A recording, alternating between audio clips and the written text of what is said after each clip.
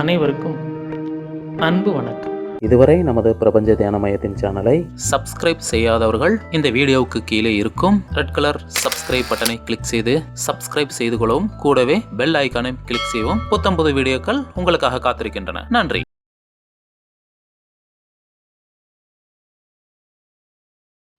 அனைவருக்கும் வணக்கம். இந்த உலகத்துல வாழ்ற எல்லா உயிர்களும் சுகத்தை தேடி அலையுது. ஒரு எறும்பில் இருந்து யானை வரைக்கும், மனிதர்கள், விலங்குகள் எல்லாமே இந்த பூமியில் இருக்கக்கூடிய சுகங்களை அனுபவிக்க துடிக்கின்றன. சுகத்தை மறுக்கக்கூடிய உயிர் இந்த பிரபஞ்சத்தில் எதுவுமே இல்லை. எல்லாவற்றிற்குமே இந்த சுகம் அப்படிங்கிறது ரொம்ப பிடித்தமானதா இருக்கு. சுகத்தை வெறுக்கக்கூடிய உயிர் எதுவுமே இங்கே இல்லை. இன்னும் சொல்ல போனா, இங்க இருக்கிற எல்லா உயிர்களுமே இந்த உலகத்தில் இருக்கக்கூடிய சுகத்தை தான் அனுபவிக்க முடியும். உதாரணமா, ஒரு மாடு இருந்தா அந்த மாடு இங்க இருக்கிற நல்ல பச்சையான புல்ல சாப்பிட்றதன் மூலமா சுகத்தை அனுபவிக்க முடியும். ஒரு மரத்து அடியில போய் படுத்து அந்த நிழலை அனுபவிக்க முடியும். நல்ல குளுமையான தண்ணியில இறங்கி தன்னை குளிர்விச்சுக்க முடியும். இப்படி இந்த சுகம் அப்படிங்கிறது பார்த்தீங்கன்னா, இந்த உலகத்துல இருக்கக்கூடியவற்றை அனுபவிப்பது, அது ஒரு சுகம். இந்த உலகத்தில் இருக்கக்கூடிய பொருட்களை அனுபவிப்பது. இந்த பொருட்களை எதன் மூலம் அனுபவிப்பது அப்படின்னா, உடலாலே அனுபவிப்பது. நம்முடைய உடலால இந்த உலகத்தில் இருக்கக்கூடிய சுகங்களை அனுபவிப்பது, இது ஒரு வகையான சுகம். இன்னொரு வகையான சுகம் என்ன அப்படின்னு கேட்டீங்கன்னா, கற்பனையில் வாழ்வது, அதாவது மனதாலே அனுபவிக்கக்கூடிய சுகம். இந்த சுகம் கற்பனையில கிடைக்குது. இது ஒரு சில விலங்குகள் இந்த மாதிரி கற்பனை செய்யறதா விஞ்ஞானிகள் சொல்றாங்க. இந்த நாய், பூனை இது போன்ற விலங்குகள் எல்லாம் கனவு காண்கின்றன, கற்பனை செய்கின்றன அப்படின்னு. சில நேரம் பார்த்தீங்கன்னா, இந்த பூனையோ நாயோ அதுக்கு பிடித்தமான உணவுகள் கனவுல தோன்றுச்சுன்னா, அதை நினைத்து மகிழ்ச்சி அடையக்கூடிய சூழ்நிலை எல்லாம் இருக்கு அப்படின்னு சொல்றாங்க. அப்போ உடலாலே இந்த உலகத்தில் இருக்கக்கூடிய பொருட்களை, விஷயங்களை, இந்த உலகத்தை அனுபவிப்பது. இந்த உலகத்துல இல்லாத விஷயங்களை தம்முடைய கற்பனையாலே, மனதாலே அனுபவிக்கக்கூடிய சுகம். சுகம்னு பார்த்தா இது ரெண்டு தான். இந்த உலகத்தில் இருக்கக்கூடிய எல்லா உயிர்களுடைய சுகத்தையும் நீங்க ரெண்டா பிரிச்சீங்கன்னா இவ்வளவுதான். ஒன்று, இந்த உலகத்தில் இருக்கக்கூடிய சுகம், பொருட்களாலே, விஷயங்களாலே வரக்கூடிய சுகம். இப்ப இந்த பொருட்களாலே அடையக்கூடிய சுகங்களை எல்லாம் நம்முடைய உடலாலே அனுபவிக்க முடியும். அதாவது பொருட்களை உடலால் மட்டும்தான் அனுபவிக்க முடியும். அதுக்கு அடுத்தது மனதாலே அனுபவிக்கக்கூடிய சுகம். மனதாலே அனுபவிக்கக்கூடிய சுகத்திற்கு பொருட்கள் வேண்டியதில்லை. உதாரணமா, இப்போ ஒரு வாலிப வயதுடைய ஒரு ஆணோ பெண்ணோ ஒரு தன்னுடைய இணையை கனவு காண்றாங்கன்னு வச்சுக்கோ. தன்னுடைய எதிர்காலத்துல தன்னுடைய துணை இப்படி இருக்க வேண்டும், தன்னுடைய காதலனோ மனைவியோ கணவரோ இப்படி வர வேண்டும் அப்படின்னு ஒரு கனவு இருந்தா, அந்த நபர் முன்னாடி இருக்கணுங்கிற அவசியம் இல்லை. அவர் அங்கே இல்லாமலேயே நீங்கள் அவரை உருவாக்கி கொள்ள முடியும். இது மனதாலே உருவாக்கக்கூடிய, அனுபவிக்கக்கூடிய சுகம். இந்த இரண்டு வகையான சுகம் தான் இந்த உலகத்துல இருக்குது. முதல் வகை, உடலாலே இந்த உலகத்து பொருட்களை அனுபவித்து சுகம் காண்பது. அது பெரும்பாலும் விலங்கினங்கள் அல்லது யாரெல்லாம், மனிதர்களிலே யாரெல்லாம் இந்த உடல் சுகத்தை மட்டுமே, உலக பொருட்களில் மட்டுமே இன்பம் காண்கிறார்களோ அவர்கள் விலங்குத்தன்மையை சார்ந்தவர்கள். மனிதர்கள் அப்படின்னு நாம சொல்றவங்க யார் அப்படின்னா, மனிதன் என்பவன் மனம் உள்ளவன். மனம் உள்ளவனைத்தான் நாம் மனிதன் என்று அழைக்கிறோம். இந்த மனிதனுடைய குணம் என்னவென்றால், இந்த மனிதனுக்கு முன்னாலே ஒரு பொருள் இல்லாவிட்டாலும் அதை இருப்பதாக கற்பனை செய்து கொண்டு இன்பமடையக்கூடிய திறமை மனிதர்களுக்கு உண்டு. இதுதான் விலங்குக்கும் மனிதர்களுக்கும் இருக்கக்கூடிய பெரிய வித்தியாசம். வேற ஒண்ணும் இல்லை. சுகம் அனுபவிக்கிறதுல விலங்குக்கு முன்னாடி ஏதாவது ஒண்ணு வேணும், மனிதனுக்கு அவன் முன்னாடி எதுவும் இல்லைனாலும் அவனால இன்பத்தை அடைய முடியும். இப்போ இந்த உடலாலே அனுபவிக்கக்கூடிய சுகம் எல்லாருக்கும் பொதுவானது. அது விலங்குகள், மனிதர்களுக்கு பொதுவானது. மனதாலே அனுபவிக்கக்கூடிய சுகம் என்பது மனிதர்களுக்கு மட்டுமே உரித்தானது. விலங்குகளுக்கு அந்த தன்மை கிடையாது. இப்ப இந்த உலகத்துல 2 வகையான சுகத்தை பத்தி பார்த்தோம். நமக்கு தெரிஞ்சது இந்த 2 சுகம்தான். ஆனால் நம்முடைய முன்னோர்கள் 3வதாக ஒரு சுகத்தை கண்டடைந்தார்கள். அது இந்த உலகத்தை சார்ந்தது. பொருட்களை சார்ந்ததும் அல்ல. பொருட்களை சார்ந்ததும் அல்ல. கனவை சார்ந்ததும் அல்ல. இப்போ அந்த சுகம் இந்த உலகத்து பொருட்களை பயன்படுத்துவதாலே வராது. அதே போல நீங்கள் கற்பனை செய்தாலும் வராது. அப்ப இந்த உலகத்து பொருட்களை சார்ந்தது அல்ல என்றால் இந்த உலகத்து பொருட்கள் மறுக்கப்படுகின்றன. அந்த சுகத்தை அடைவதற்கு இந்த உலகத்து பொருள் மறுக்கப்படுகிறது. இது தேவையில்லை என்று ஒதுக்கப்படுகிறது. அடுத்ததாக மனதாலே அனுபவிக்கக்கூடிய அந்த சுகத்திற்கு தேவையான அந்த கனவுகளை, கற்பனைகளையும் இந்த சுகமானது மறுக்கிறது. அப்போ உடலாலே ஏற்படக்கூடிய சுகத்தையும் ஒதுக்கி தள்ளுகிறது, மனதாலே ஏற்படக்கூடிய சுகத்தையும் ஒதுக்கி தள்ளுகிறது. அப்படி இந்த 2யும் ஒதுக்கும் போது ஒரு சுகம் வருகிறது அப்படின்னு கண்டுபிடிச்சாங்க. அப்போ சாதாரண மனிதர்களுக்கு, அதனாலதான் பாத்தீங்கன்னா சாதாரண மனிதர்களுக்கு இந்த தியானம் செய்பவர்கள் என்ன செய்யறாங்கன்னு புரியாது. பெரும்பாலும் தியானம் செய்பவர்களை பார்த்து மற்றவங்களுக்கெல்லாம் வியப்பா இருக்கும், விசித்திரமா இருக்கும். ஏன்னா அவன் நல்ல துணி போட மாட்டான், ஒரே கலர் துணியை போடுவான், நல்லா சாப்பிட மாட்டான், சரியா ஷேவ் பண்ண மாட்டான், குளிக்க மாட்டான், நல்ல சாப்பாடு சாப்பிட மாட்டான், இந்த எந்த விதமான கேளிக்கைக்கும் போக மாட்டான், எதையுமே செய்ய மாட்டான். எதுவுமே செய்யாமல் இந்த மனிதன் எதை அனுபவிக்கிறான், எப்படி இருக்கான் அப்படிங்கிறது மிகப்பெரிய ஆச்சரியம் மற்றவங்களுக்கு. அவர்கள் தியானம் செய்பவர்கள் எந்த சுகத்தை அனுபவிக்கிறார்கள் அப்படிங்கிறது மற்றவர்களுக்கு ஒரு மர்மமாவே இருக்கும். ஆனால் தியானம் செய்பவர்களுக்கு ஏற்படக்கூடிய சுகம் என்னவென்றால் அது உலகத்து பொருட்களாலே வருவது அல்ல. எனவே அதை ஒதுக்கிடுறாங்க. அது கற்பனை செய்வதாலே, கனவு உலகில் சஞ்சரிப்பதாலே வருவதல்ல. எனவே கனவையும் ஒதுக்கிடுறாங்க. இப்ப 2யும் ஒதுக்கினால் மீதம் இருப்பது என்ன என்றால் இருப்பு என்ற சுகம்தான் அந்த சுகம். பாக்கி எல்லாம் சுகம். இந்த இருப்பை அனுபவிப்பதற்கு நம்முடைய முன்னோர்கள் என்ன பெயரை சொல்கிறார்கள் என்றால் மகா சுகம் என்கிறார்கள். சுகம் என்றால் 5 புலன்களாலே அனுபவிப்பது, கனவாலே, கற்பனையிலே அனுபவிப்பது. இவ்வளவுதான். அது 6வது. 5 புலன்கள், 6வதாக இருக்கக்கூடிய கற்பனை செய்யக்கூடிய புலன் மனம். அந்த மனதாலே ஒரு இன்பத்தை அனுபவிப்பது. இவ்வளவுதான் இன்பம். ஆனால் நம்முடைய யோகிகள், ஞானிகள் எதை கண்டுபிடித்தார்கள் என்றால் இந்த 2 சுகமும் இல்லாமல் இதற்கு மேலே ஒரு சுகம் இருக்கிறது. அந்த சுகத்தை மகா சுகம் என்று அழைத்தார்கள். அந்த மகா சுகத்தினுடைய மறுபெயர் தான் சமாதி. அப்போ அந்த சுகத்தை அடைவதற்கான பாதை என்ன?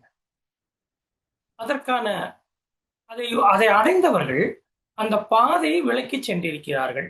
அந்த பாதையில் எப்படி செல்ல வேண்டும், அந்த பாதையில் செல்லும் போது என்ன விதமான அனுபவங்கள் ஏற்படும், அந்த அனுபவத்தை நாம எப்படி தக்க வச்சுக்கிறது, அல்லது அந்த சமாதி அனுபவத்தை எப்படி அடைவது என்ற அந்த நுட்பங்களை எல்லாம் நமக்கு சொல்லியிருக்காங்க. அது பதஞ்சலியினுடைய நூல்ல இருந்து தொடங்கி எல்லா நூலும் அதை பற்றின விளக்கங்கள் இருக்கின்றது. அந்த பாதை என்பது என்ன அப்படிங்கிறதுக்கான எல்லா விளக்கமும் இருக்கு. அப்போ நமக்கு தெரிந்தது 2 சுகம்தான். மக்கள் எல்லாம், நாம எல்லாம் திரும்ப திரும்ப நீங்க ஆழ்ந்து கவனிச்சீங்கன்னா புரியும், உங்களுடைய பிரார்த்தனை எல்லாமே இந்த 2 சுகத்துக்குள்ளேயே அடங்கி போயிடும். மனிதர்களுடைய வேண்டுதல், மனிதர்களுடைய கோரிக்கை, மனிதர்களுடைய பிரார்த்தனை இந்த 2 சுகத்துக்குள்ளே அடங்கிவிடும். இந்த 2 சுகத்தை தாண்டி யாராலும் யோசிக்க முடியாது. அதுக்கு காரணம் என்ன அப்படின்னு கேட்டீங்கன்னா, இந்த 3வது சுகம் என்பது மனதாலே உணரப்படுவது அல்ல. இதுவரைக்கும் இருக்கக்கூடிய கவிதைகள், விளக்க உரைகள், தத்துவங்கள், அதாவது நம்முடைய வரலாறு, இது எல்லாமே மிகப்பெரிய விரிவுரைகள், தத்துவ உரைகள், விளக்க உரைகள், இது எல்லாமே மனதாலே புரிந்து கொள்ளப்பட்டவை, மனதாலே எழுதப்பட்டவை. அதனாலதான் பாத்தீங்கன்னா ஒரு புத்தகம் ஒரு கட்டத்துக்கு மேல உங்களை எடுத்துட்டு போகாது. ஒரு கட்டத்துல போய் நின்றும். அதே மாதிரி ஒரு சிந்தனை அப்படிங்கிறது பாத்தீங்கன்னா ஒரு கட்டத்துக்கு மேல உங்களால சிந்திக்க முடியாது. அந்த சிந்தனை முடிவுக்கு வந்துடும். அந்த சிந்தனை ஒரு முட்டுச்சந்தில போய் நின்றுடும். நீங்க எவ்வளவு யோசிச்சாலும் இப்போ நீங்க பாருங்க, மனமற்ற நிலைன்னு ஒரு நிலை சொல்றோம். இந்த மனமற்ற நிலைய நீங்க எவ்வளவு யோசிச்சாலும் அடைய முடியாது. ஏன்னா, நீங்க யோசிக்க ஆரம்பிக்கும்போது மனம் ஆக்டிவேட் ஆயிடும். அப்ப மனம் இல்லாத நிலையை அந்த மனதால புரிந்து கொள்ளவே முடியாது. அப்ப இந்த மனதாலே புரிந்து கொள்ளப்பட முடியாத சுகம்தான் மகா சுகம். மனதாலே அனுபவிக்கக்கூடிய எல்லாமே மகிழ்ச்சி. மனதாலே அனுபவிக்கக்கூடிய சுகம் எல்லாம், இன்பம் எல்லாம் மகிழ்ச்சி என்று ஏன் சொல்கிறார்கள் அப்படின்னா, இந்த மனம் 2யும் அனுபவிக்கக்கூடியது. மாதிரி. இது போய் நல்ல ஒரு பூவுல உட்காரும், தேன்ல உட்காரும், சாக்கடையிலும் போய் உட்காரும் இந்த மனம். ஆனால் ஆனந்தம் அப்படிங்கிறது என்ன அப்படின்னு கேட்டீங்கன்னா, ஒற்றைத்தன்மை கொண்டது. அதாவது மகிழ்ச்சி என்பது இரட்டைத்தன்மை கொண்டது. மகிழ்ச்சியில் இன்பமும் உண்டு, துன்பம் உண்டு, 2மே உண்டு. ஆனால் ஆனந்தத்தில் இன்பம் உண்டு, துன்பம் இல்லை. இதை வேறு மாதிரி சொல்லணும் அப்படின்னா, ஆனந்தம் என்றால் என்னவென்றால், துக்கத்தால் தொட முடியாதது எதுவோ அதுவே ஆனந்தம். துக்கம் போய் அதுல கலக்காது. துக்கம் அதை தொடாது. இன்னும் சொல்ல போனா, ஆனந்தம் என்பது ஒரு நெருப்பை போன்றது. இந்த நெருப்பை எந்த பூச்சியும், எந்த கரையானும் நெருங்குவதில்லை, தொடுவதில்லை. அது தனித்துவமாக இருக்கிறது. இந்த நெருப்போடு இன்னொன்று கலக்காது. நெருப்பு என்ன செய்யும் அப்படின்னா, அதோட கலந்தா அதையும் நெருப்பா மாத்திடும். அப்போ ஒரு துக்கம் போய் ஆனந்தத்துல கலந்தா அந்த துக்கத்தையும் இந்த ஆனந்தம் ஆனந்தமா மாத்திடும். அதனாலதான் அந்த நிலையை அடைந்தவர்களுக்கு துக்கமே இல்லை என்று சொல்லப்படுகிறது. காரணம், எப்பேற்பட்ட துக்கமும் அதற்குள் சென்றால் உடனே ஆனந்தமா மாறிடும். இப்போ இந்த பிளாக் ஹோல் அப்படின்னு சொல்றாங்க, கருந்துளை. அந்த கருந்துளைக்குள்ள என்ன போனாலும் சரி, வெளிச்சமே ஒளியே போனாலும் சரி, கருப்பா மாறிடும். அதே போலத்தான் இந்த ஆனந்தத்திற்குள் எது நுழைந்தாலும் அதனுடைய தன்மையாகவே அது மாறிவிடும். அப்ப இந்த சுகத்தை மனதாலே உணர முடியாது. அப்படி என்றால் இந்த சுகத்தை உணர்வது எது? இந்த சுகத்தை நீங்க உணரும் போது அந்த சுகத்தை மனம் நேரடியாக அனுபவிப்பதில்லை. மாறாக அந்த சுகத்திலிருந்து நீங்கள் வெளியே வந்தவுடன் அந்த சுகத்தினுடைய நினைவை இந்த மனம் சுவைக்கிறது. இது எப்படி புரிஞ்சுக்கிறதுனா, இப்ப நீங்க தூங்குறீங்க. நீங்க ஆழமா தூங்கும் போது நீங்க தூங்குறத நீங்களே பார்க்க முடியாது, கவனிக்க முடியாது. எவ்வளவு ஆழமா தூங்குறீங்க அப்படிங்கறத நீங்க உணர முடியாது. இப்ப இதை தெரிஞ்சுக்கணும்னா நீங்க விழிப்பு நிலைக்கு வரணும். விழிப்பு நிலைக்கு வந்த உடனே நீங்கள் புரிந்து கொள்கிறீர்கள், நான் இவ்வளவு நேரம் ஆழமான உறக்கத்தில் இருந்தேன். இதேதான் சமாதி நிலை. சமாதி நிலையில் நாம் இருக்கும்போது நாம் எப்படி இருந்தோம் என்று அறிந்து கொள்ள எந்த கருவியும் இல்லை. அதை அறிந்து கொள்வது மனம்தான். அந்த மனம் என்ன ஆகும் அப்படின்னு கேட்டா, அந்த நேரத்துல செயலிழந்து விடுவதால், உறங்கி விடுவதால் அந்த இன்பத்தை அதனாலே காண முடிவதில்லை. சமாதி இன்பத்தை மனதாலே காண முடியாது. அந்த இன்பம் இந்த உடலுக்குள் தேங்கியவுடன் அந்த இன்பத்தை இந்த உடலானது சுவைத்த பின்னர், இந்த உடல் அந்த ஆழமான அந்த சுகத்தை உணர்ந்த பின்னர், அதன் பிறகு இந்த உடல் மனதிடம் சொல்லும், இந்த உடல் அந்த நிலையில் அப்படி இருந்தது, நீ இல்லாமல் அந்த உடல் அந்த நிலையில் அவ்வளவு ஆனந்தமாக இருந்தது என்பதை இந்த உடல் சொல்கிறது. இந்த உடலினுடைய அந்த ஓய்வுத்தன்மையை பார்த்த உடனேயே மனம் புரிந்து கொள்கிறது என்னவென்றால், இது மிகப்பெரிய ஆழமான ஓய்வில் இருந்திருக்கிறது. அப்படியானா, அதாவது சாதாரணமா நாம ஒரு சேர்ல உட்கார்ந்தா அது ஒரு சுகம். அதாவது நாம ஈஸி சேர்ல சாஞ்சு உட்கார்ந்தா அது ஒரு சுகம். கண்ணை மூடி உட்கார்ந்திருந்தா அது ஒரு சுகம். எதையாவது கற்பனை பண்ணிட்டு இருந்தா அது ஒரு சுகம். ஆழமாக தூங்கிக் கொண்டிருந்தால் அது ஒரு சுகம்.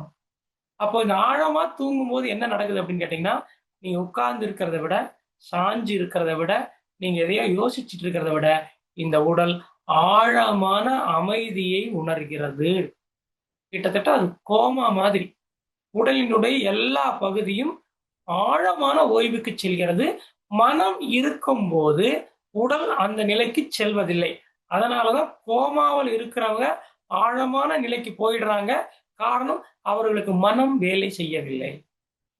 அப்ப இந்த மனம் வேலை செய்யாமல் அந்த உடலானது ஆழ்ந்த அமைதியை உணரும் போது, இந்த உடல் மீண்டு வெளியே வரும்போது, அந்த சமாதியிலிருந்து வெளியே வரும்போது, அல்லது மனம் மீண்டும் எழும்போது, மனமானது உடனடியாக உணர்வது என்னவென்றால், இந்த உடல் எந்த நிலையில் இருக்கிறது என்பதை இந்த மனம் உணர்கிறது. இதை வேற மாரி சொல்லணும் அப்படின்னா, உங்களுக்குள்ள நீங்க டிப்ரஷனா இருந்தா, இத உணர்றது உங்க மனம். உங்களுக்கு தலைவலியா இருந்தா, அத உணர்றது மனம். நீங்க கோபமா இருந்தா, அத உணர்றது மனம். நீங்க எரிச்சலா இருந்தா, அத உணர்றது மனம். நீங்க காம நினைவுல இருக்கீங்களா? உணர்வுல இருக்கீங்களா? அதை உணர்வதும் இந்த மனம்தான். எனவே நீங்கள் எப்படி இருந்தீர்கள் என்பதை அளப்பதற்கான ஒரு அளவுகோல் தான் மனம். அப்போ அந்த மனம் இல்லாதபோது இந்த உடல் எப்படி இருந்தது என்பதை இந்த மனம் அளவிடுவதுதான் சமாதி நிலையை அடைந்து விட்டோம் என்பதற்கான அடையாளம். அப்ப சமாதி நிலையை எப்படி அளவிடப்படுகிறது என்றால், இந்த உடலானது ஆழ்ந்த நிலையில் இருந்தது என்பதை இந்த மனம் எழுந்தவுடன், இந்த மனம் தோன்றியவுடன் உடனடியாக இது எந்த இடத்தை புரிந்து கொள்கிறது அல்லது அடையாளம் காண்கிறது அல்லது கண்காணிக்கிறது என்றால் உடலைத்தான் முதல்ல பார்க்கும். இப்ப நீங்க தூங்கி எழுந்த உடனே இந்த உடல் என்ன பண்ணும் அப்படின்னு கேட்டீங்கன்னா, முதல்ல உங்கள தான் பார்க்கும். நீங்க தூக்கத்துல அதிகாலையில நீங்க விழிப்புக்கு வந்த உடனே உங்களுக்கு கேட்கறது என்னன்னு கேட்டா, முதல்ல சத்தம் தான் கேட்கும். சத்தம் கேட்கும். அதுக்கப்புறம் ஸ்மெல் ஏதாவது இருந்தா கேட்கும். அதுக்கப்புறம் உங்களுடைய அசைவுகள், உங்க உடலினுடைய அசைவு. அதுக்கப்புறம் இந்த உடல் எப்படி இருக்கு? என்ன மாதிரி படுத்திருக்கீங்க? அப்படிங்கிறத இந்த மனம் கவனிக்கும். அதன் பிறகுதான் நீங்க இடது கைய ஊனி எழுந்திருக்கணுமா? இல்ல நேரா மல்லாக்க படுத்திருந்தீங்கன்னா நேரா எழுந்திருக்கணுமா? இல்ல நீங்க குப்புற படுத்திருக்கீங்க திரும்பி படுத்து எழுந்திருக்கணுமான்னு மனம் அதுக்கப்புறம் தான் உங்களுக்கு முடிவு சொல்லும். அப்ப இந்த உடல் எப்படி கிடக்கிறது என்பதை விழித்த உடனேயே மனம் உடனடியாக அதை பார்க்கிறது. பார்த்த பிறகும் அது தீர்மானிக்கிறது. கை எப்படி ஊனி எந்திரிக்கணும் அப்படின்னு. அப்போ நாம் சமாதி நிலைக்குள் சென்று வந்த பிறகு உடனடியாக இந்த மனம் அந்த உடலை பார்க்கிறது. இந்த உடல் எப்படி இருக்கிறது என்று பார்க்கிறது. அப்போது அதற்கு புரிகிறது, இதுவரையிலும் நான் அறியாத, இந்த மனம் அறியாத ஒரு நிலையில் இந்த உடல் இருந்து வந்திருக்கிறது. அந்த அனுபவத்தை பெறுவதுதான் சமாதி. அதைத்தான் நம்முடைய சித்தர்கள் மகா சுகம் என்றும், சமாதி என்றும், வெட்ட வெளி என்றும், இருப்பு நிலை என்றும், ஒன்றுமற்ற தன்மை என்றும், தோன்றா நிலை என்றும், பிறவா நிலை என்றும் பல்வேறு பெயர்களில் அழைத்தார்கள். எனவே இதுதான் சமாதி நிலையில் அனுபவிக்கக்கூடிய ஒரு யோகி அனுபவிக்கக்கூடிய சுகம். இந்த சுகத்தை நீங்கள் உலகத்து சுகத்தோடு கம்பேர் பண்ணும்போது மேட்ச் ஆகாது. அதனாலதான் இப்ப கணவர் தியானம் செய்பவரா இருப்பார். மனைவிக்கு அதை பத்தி தெரியாது. மனைவி உலக சுகங்களை அனுபவித்தவராக இருப்பார். அவரிடம் கணவர் போய் இந்த தியான நிலையை பற்றி சுகத்தை பற்றி சொன்னால் அவருக்கு புரியாது. அதே போல மனைவி இந்த தியான சுகத்தை அனுபவிப்பவராக இருப்பார். கணவருக்கு அதை உலக இன்பம் தான் தெரியும். இந்த மனைவி போய் கணவரிடம் சொன்னால் அவருக்கு புரியாது. அதனால என்ன சொல்லுவாங்க அப்படின்னா, நீ ரொம்ப அதிகமா போகாத அப்படின்னு சொல்லுவாங்க. நீ அதிகமா போற. ஏன்னா அவருக்கு புரியல. அது என்னன்னு புரியல. எனவே அவர் ஏதோ ஆபத்து இருப்பதாக நினைக்கிறார். உடனடியாக என்ன சொல்கிறார், அதுக்கு தடை போடுகிறார். இதனாலதான் கணவர் மனைவிக்கும், மனைவி கணவருக்கும் தியானத்திற்கு தடை போடுவது. அப்போ ஒரு யோகி, ஒரு தியானி அடையக்கூடிய சுகம் என்ன, அவன் அடையக்கூடிய நிலை என்ன என்றால், இந்த உலகத்தில் எந்த உயிரும் அடையாத சுகம், எந்த உடலும் அடையாத சுகம். ஏனென்றால் நமக்கு உடலாலே அடையக்கூடிய சுகம், 5 புலன்களாலே அடையக்கூடிய சுகம் தெரியும். கற்பனை செய்து அடையக்கூடிய சுகம் தெரியும். இந்த 2ம் இல்லாத 3வது சுகம் நமக்கு தெரியாது. இந்த 3வது சுகத்தை குறிப்பிடுவதற்குத்தான் 3வது கண் என்று குறிப்பிடுகிறார்கள். இந்த 2 கண்ணுல பார்க்கிறது நமக்கு தெரியும். ஒரு கண், இந்த கண், அதாவது இந்த கண்ணை நீ திறந்து இந்த உலகத்தை பார்க்கலாம். உலகத்தை பார்த்து இந்த உலகத்து இன்பங்களை அனுபவிக்கலாம். அது ஒரு வகையான இன்பம். இந்த கண்களை மூடி கற்பனை செய்து நீங்கள் ஒரு இன்பத்தை அனுபவிக்கலாம். அது 2வது வகையான இன்பம். அப்போ அதாவது கண்களை திறந்தால் ஒரு இன்பம், மூடினால் ஒரு இன்பம். 2 வகையான பார்வை. திறந்த பார்வை, மூடிய பார்வை. திறந்திருந்தால் நீங்க இந்த உலகத்தை பார்க்குறீங்க, மூடி இருந்தா உங்களுடைய கற்பனைகளை, எண்ணங்களை பார்க்குறீங்க. அப்ப 2 வகையான பார்வை. இந்த 2 வகையான பார்வையும் அது அல்ல. இது 3வது பார்வை என்பதற்கான அடையாளம் தான் நெற்றிக்கண் என்று குறிப்பிடுகிறார். அந்த நெற்றிக்கண் என்பது அது வெளியே பார்ப்பது அல்ல, உள்ளே பார்ப்பது அல்ல. அது பார்க்காமல் இருந்து பார்ப்பது, பார்ப்பவனை பார்ப்பது. எனவே இந்த நிலைதான் ஒரு யோகி தன்னுடைய தியானத்தின் உச்சத்திலே அடையக்கூடிய நிலை. இந்த நிலையைத்தான் மகா சுகம் என்று அழைக்கிறோம், சமாதி என்று நம்முடைய நூல்கள் அதை குறிப்பிடுகின்றன, தத்துவங்கள் அதை குறிப்பிடுகின்றன. எனவே இப்போ உலகத்து சுகம் அனுபவிகளுக்கு இந்த மகா சுகம் கிடைக்காது. கற்பனை செய்பவர்களுக்கு இந்த மகா சுகம் வாய்க்காது. ஏனென்றால் இந்த உடலாலே அனுபவித்தாலும் மனதாலே அனுபவித்தாலும் இதை 2யும் அனுபவிப்பது, உங்களுக்கு காட்டுவது மனம்தான். இந்த மனம், இந்த உடலிலும் உங்களுடைய எண்ணம், சிந்தனை, கற்பனையிலும் மனம் பெரும் பங்கு வகிக்கிறது. அதுதான் மேனேஜரா இருக்கு. அதனுடைய நிர்வாகத்தின் கீழே தான் நீங்க இன்பங்களையே அனுபவிக்க முடியும். இன்னும் சொல்ல போனா, நீங்க என்ன இன்பம் அனுபவிக்க வேண்டும் என்பதை தீர்மானிப்பது உங்கள் மனம்தான். உங்கள் மனம் எதை நோக்கி உங்களை தள்ளுகிறதோ நீங்கள் அதை நோக்கி சென்றுதான் இன்பத்தை அனுபவிப்பீர்கள். அந்த இன்பம் தான் உங்களுக்கு கிடைக்கும். ஆனால் இந்த மனதிற்கு தெரியாத இந்த சுகத்தை அனுபவிப்பதற்கு நீங்கள் மனம் வழக்கமான அனுபவிக்கக்கூடிய அந்த இன்பத்தை துறக்க வேண்டும். ஒரு குழந்தை தாயினுடைய வயிற்றிலிருந்து வருது.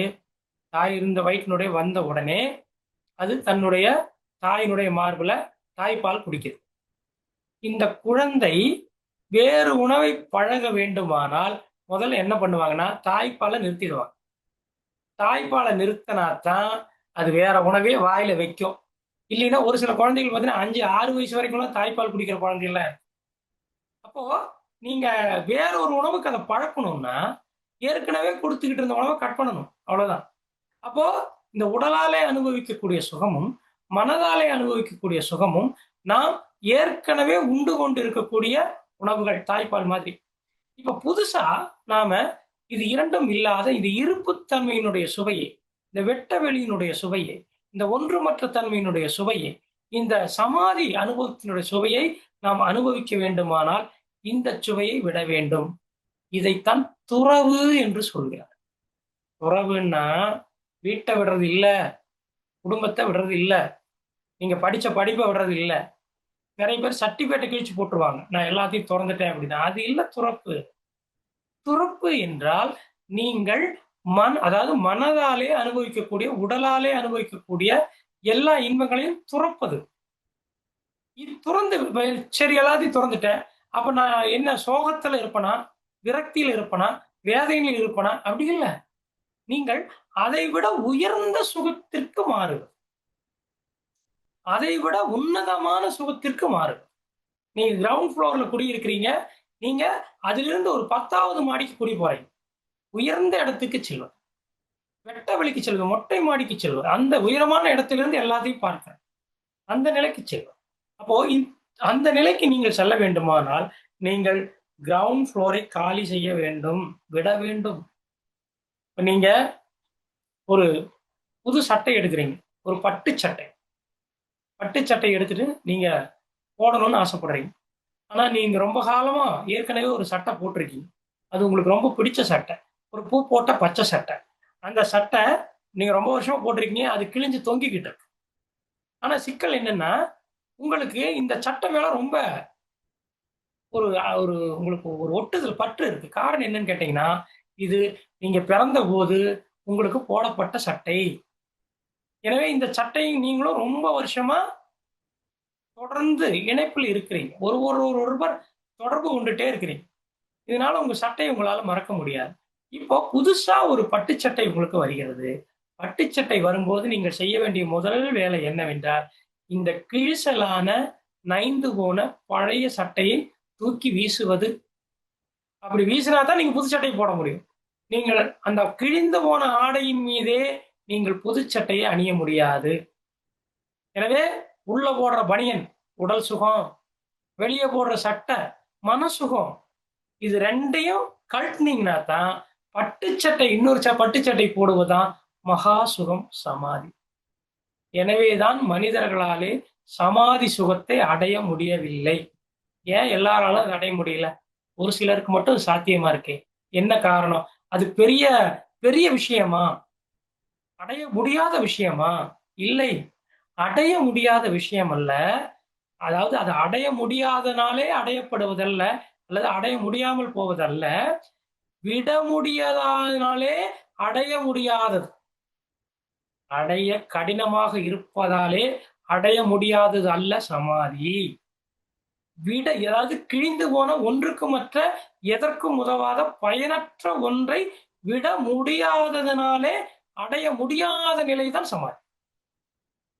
சமாதி நிலை என்பது நாம நினைக்கிற மாதிரி மிகப்பெரிய சாதனை அப்படின்னு எல்லாம் ஒண்ணு இல்லை. மிகப்பெரிய அது ஒரு முடியாத காரியம். அது யாரோ ஒருத்தரால தான் செய்ய முடியும். அப்படியெல்லாம் இல்லை. சமாதி நிலை அடைவது என்பது அது மிக அரிதான காரியம் அல்ல. மிக உயர்ந்த கடினமான காரியம் அல்ல. அதை அடைந்தவர்கள் அதை அடைந்தது கடினத்தாலே அதை அடையல. ரொம்ப சிரமப்பட்டு போராடி அவங்க அதை அடையல. அப்ப எப்படி அடைஞ்சாங்க? அவங்க கஷ்டப்பட்டது போராடினதெல்லாம் அடையறதுக்கு இல்ல, விடுறதுக்கு. அவங்க போராட்டம் எல்லாமே இதை விடுறதுக்கு தான் போராடி இருக்காங்க. இந்த பழசு, தன்னுடைய அந்த ஆணவம், அகங்காரம், நான் இதையெல்லாம் விடத்தான் போராடி இருக்காங்களே தவிர அடைவதற்கு எந்த போராட்டமும் வேண்டியதில்லை. விட்டு விட்டால் அதுவே மாட்டிக்கும். உங்களுடைய ஒரு சமையல் கட்டுல நீங்க ஒரு சிம்னி வச்சிருக்கீங்க, எக்ஸாஸ்ட் ஃபேன் வச்சிருக்கீங்க. அந்த ஃபேன் என்ன பண்ணுது? உள்ள இருக்கிற புகையை தள்ளுது, வெளியே தள்ளுது. இப்ப அந்த உள்ள இருக்கிற புகை வெளியே போன உடனே நீங்க புது காத்தையெல்லாம் உள்ள ஒரு ஃபேன் வச்சு இழுக்க வேண்டியது இல்ல, அது தன்னால வந்துடும். அதே போலதான் சமாதி. உங்களுக்குள்ள இருக்கக்கூடிய அந்த நான் அப்படிங்கிற புகைய நீங்க தியானம் அப்படிங்கிற எக்ஸாஸ்ட் ஃபேனால வெளியேற்றிட்டீங்கன்னா சமாதி அப்படிங்கிற நல்ல காத்து உள்ள ஃபில் ஆயிடும். எனவே நம்முடைய முயற்சி அப்படிங்கிறது அது வெளியே காத்து கொண்டு இந்த ரூம்குள்ள ஃபுல் பண்றது அப்படிங்கிறது சாத்தியம் இல்லாதது. அதை பண்ண முடியாது.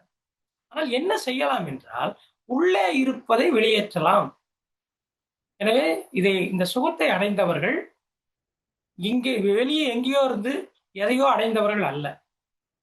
அவர்களுக்குள்ளே தூய்மை செய்து கொண்டவர்கள். அந்த தூய்மை என்ன செய்கிறது என்றால் அந்த தூய்மையான புனிதமான ஒரு விஷயம் தங்குவதற்கான சரியான இடமாக இருக்கிறது, பொருத்தமான இடமாக இருக்கிறது. எனவே அந்த புனிதமானது அந்த இடத்தில் தானே நிரம்புகிறது. அதான் சொல்லுவாங்க என்னன்னா, வெற்றிடத்தை காற்று நிறைக்கும் அப்படின்னு சொல்லுவாங்க. அப்படின்னா என்ன பொருள்?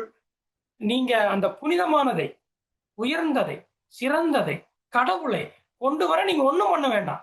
அதை கொண்டு வருவதற்காக ஒன்றும் செய்ய வேண்டியதில்லை. ஆனால் அது வந்தால் இருப்பதற்கான இடத்தை நாம தயார் செய்யணும். அது வந்தால் அது மட்டுமே இருக்கும்.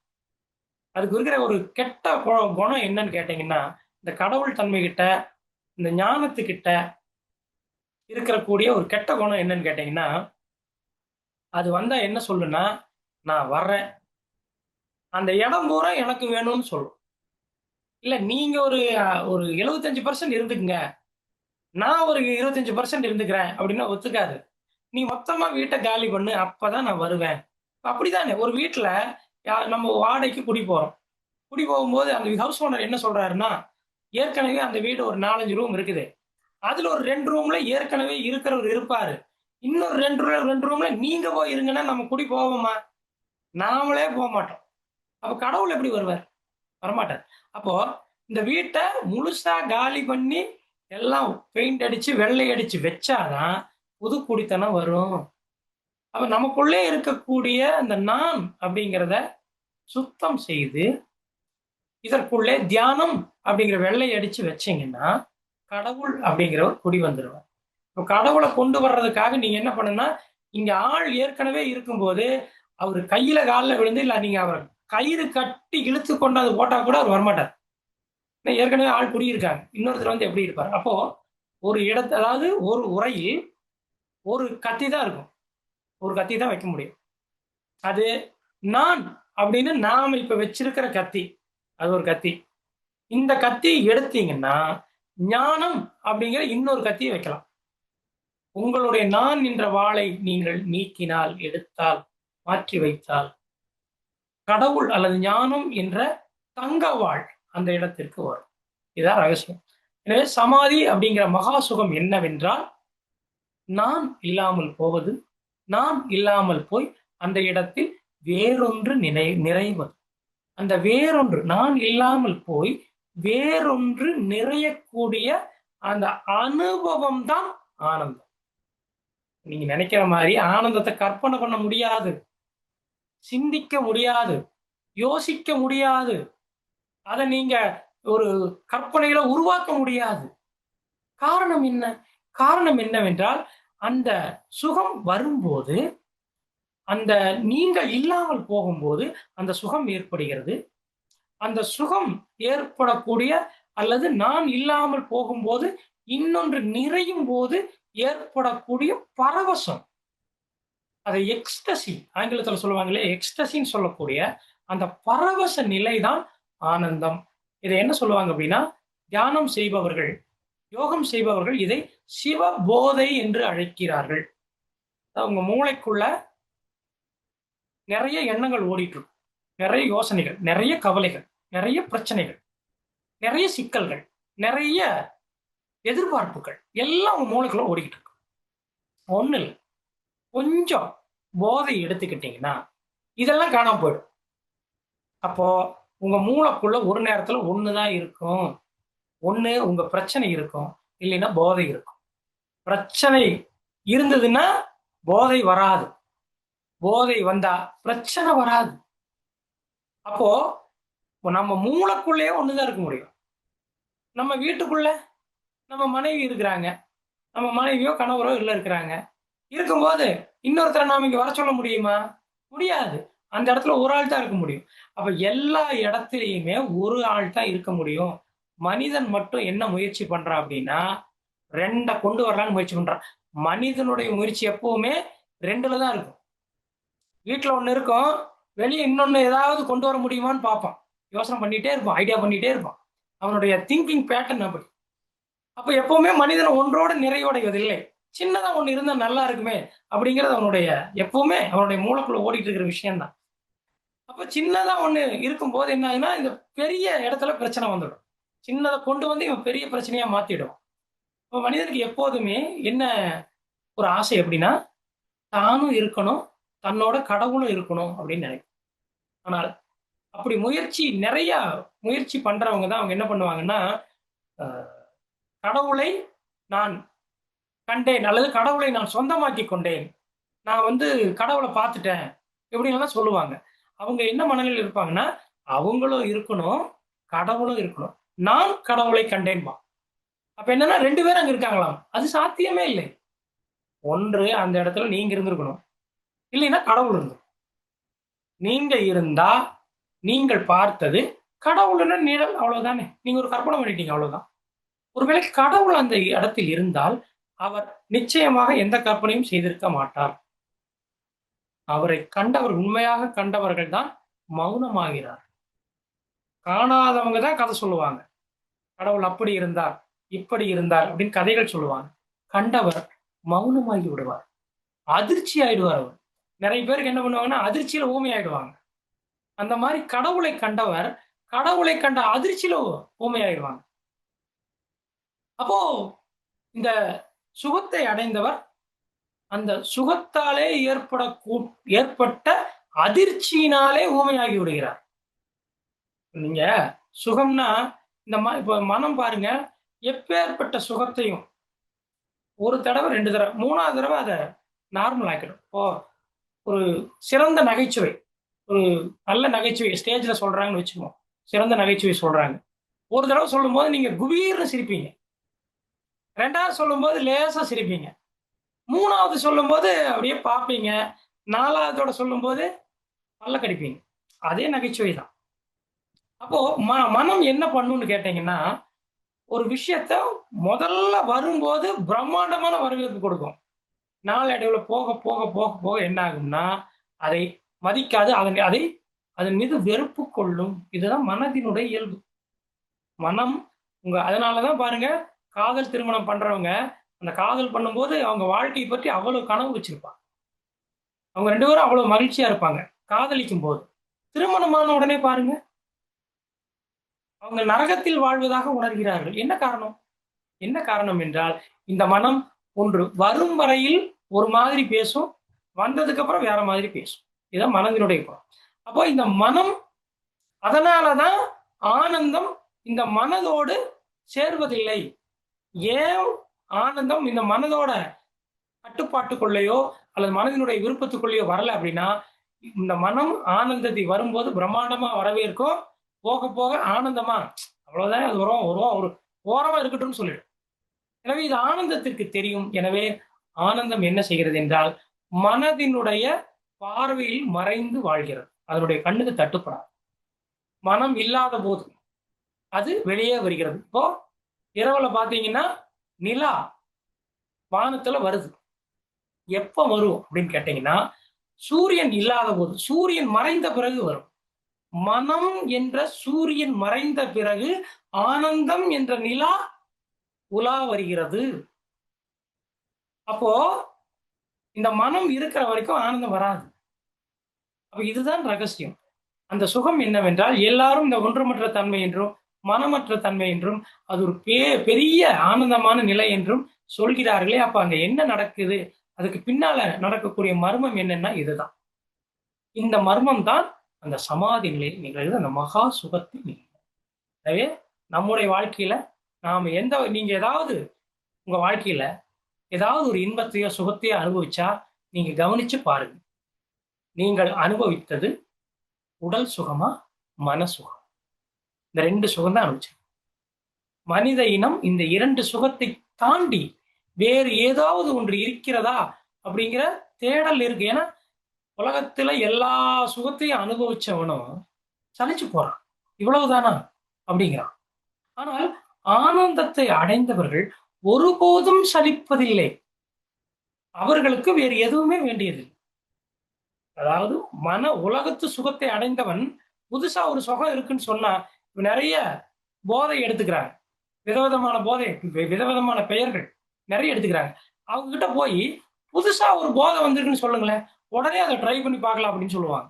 ஏனென்றால் அவர்களுக்கு அந்த இன்பத்தை அனுபவிப்பது மனம் என்பதாலே அந்த சுகம் வேறு வேறு வகைகளில் தேவைப்படுகிறது.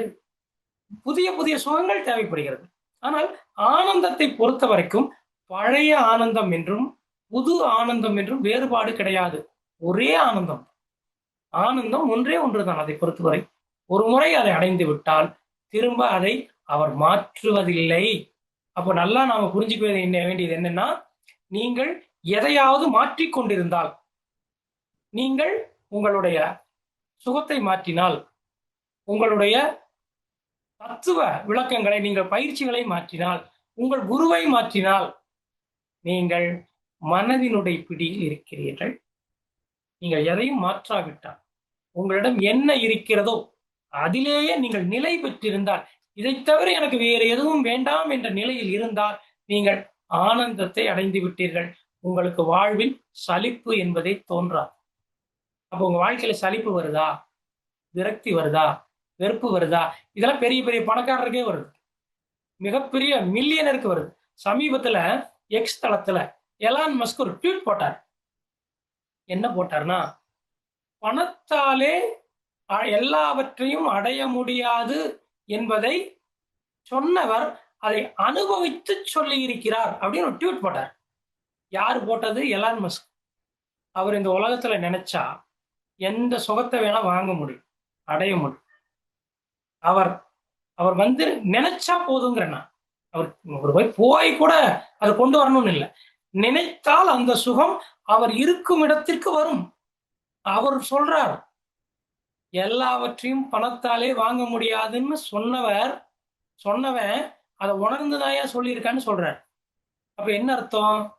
அப்படியானால் அந்த உலகத்து பொருட்களாலே, வெறும் பணத்தாலே மட்டும் வாங்க முடியாத இன்பம் என்று ஒன்று இருக்கிறது. அது யார் வாங்க முடியும்? பணக்காரர் வாங்க முடியாது. ஏனென்றால் அதை பணம் கொடுத்து வாங்க முடியாது. அதாவது எல்லா சுகத்தையும் நீங்க பணம் கொடுத்து வாங்கிட முடியும்.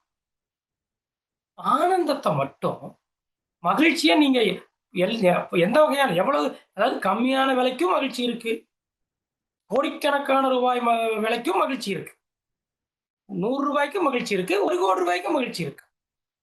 100 ரூபாய்க்கு நீங்க போய் ஏதாவது சின்ன ஹோட்டல்ல சாப்பிட்றதும் மகிழ்ச்சி தான். 1 கோடி ரூபாய்க்கு போய் ஒரு கார் வாங்குறதும் மகிழ்ச்சி தான். ரெண்டுமே மகிழ்ச்சி தான். ஆனால் ஆனந்தத்தை பொறுத்தவரை அதற்கு மதிப்பு கிடையாது. அதுக்கு 1 ரூபா மதிப்பா, 100 ரூபா மதிப்பா, 1000 ரூபா மதிப்பா, 1 லட்சமா, 1 கோடியா, மதிப்பே கிடையாது. அப்போ மதிப்பில்லாத ஒன்றை நீங்கள் வாங்குவதானால், இதுவரையிலும் நீங்கள் மதிப்பு என்று எண்ணிக்கொண்டிருந்த ஒன்றாலே வாங்க முடியாது. நீங்கள் மதிப்பு வைத்திருக்கும் எதனாலும் மதிப்பில்லாத ஒன்றை வாங்க முடியாது. நீங்க கோடிக்கணக்கில் வச்சிருக்கீங்க, பணம் வச்சிருக்கீங்க, அதுக்கு ஒரு மதிப்பு இருக்கு. அந்த மதிப்பை வச்சுட்டு இன்னொரு மதிப்பை நீங்க வாங்க முடியும். 1 கோடி ரூபாய். அந்த 1 கோடி ரூபாய்க்கு 1 கோடி ரூபாய் மதிப்புக்குரிய ஒரு இடத்தை நீங்கள் வாங்க முடியும். 1 கோடி ரூபாய் கொடுத்து நீங்க மதிப்பில்லாத ஒன்று வாங்க முடியாது. அப்ப மதிப்பில்லாத ஒன்றை வாங்குவதற்கு என்ன செலவு செய்ய வேண்டும்? என்ன செலவு செய்ய வேண்டும் என்றால், நீங்கள் மதித்துக் கொண்டிருப்பதை விட வேண்டும். நீங்கள் எதை மதித்துக் கொண்டிருக்கிறீர்கள்? நீங்கள் உங்களுடைய அகங்காரத்தை மதித்துக் கொண்டிருக்கிறீர்கள். அந்த மதிப்பை நீங்கள் கைவிட்டால் மதிப்பில்லாத ஒன்றை நீங்கள் அடைவீர்கள். மதிப்பில்லாத ஒன்றை அடைந்தால் அதற்கு அழிவே இல்லை. இதுதான் ரகசியம். ஏன் எல்லா மனிதர்களும், இந்த உலகம் மொத்தமும் மதிப்பை தேடி அலைகிறது. மதிப்பை தேடி அலைந்து அந்த மதிப்பு போனவுடன் அந்த மனிதனை யாரும் மதிப்பதில்லை. இந்த உலகத்துல இருக்க எல்லாரும் பாருங்க, எல்லாரும் என்ன மதிக்கணும், இந்த உலகமே என்ன மதிக்கணும் அப்படின்ட்டு அந்த மதிப்பை தேடி போறாங்க.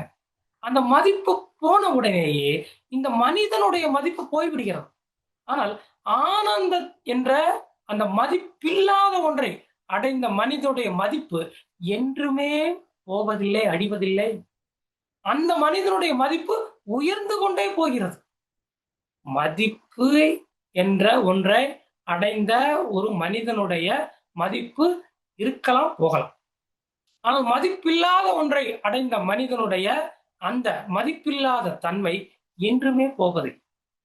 இதுதான் ரகசியம். அப்போ மதிப்பு உள்ளது என்பது மகிழ்ச்சி, சுகம்.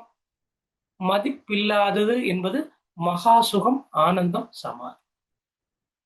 இதுதான் இன்றைக்கு நான் உங்களோடு பகிர்ந்து கொள்ள விரும்பினேன். அனைவருக்கும் நன்றி.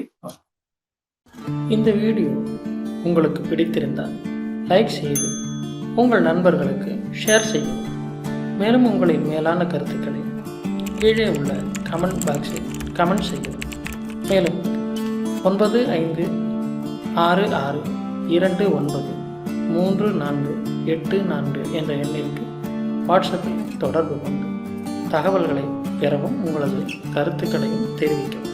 அனைவருக்கும் நன்றி. வணக்கம்.